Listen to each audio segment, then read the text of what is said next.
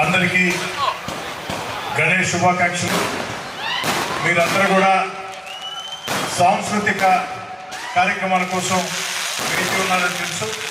అందుకే మీ అమూల్యమైన సమయాన్ని నేను తీసుకోకుండా మీ అందరూ కూడా శుభాకాంక్షలు తెలియజేస్తూ విఘ్నేశ్వరుడి దయ వల్ల అందరికీ అంతా మంచిగా జరగాలని మనస్ఫూర్తిగా భగవంతుని ప్రార్థిస్తూ, అదేవిధంగా ఈ నెల 11వ తేదీ సాయంకాలం 5 గంటలకి ఇరుగాళమ్మ పాదాల చెంత గణేష్ ఘాట్లో సామూహిక నిమజ్జన కార్యక్రమం ఉంటుంది. గంగాహారతి కార్యక్రమం ఉంటుంది.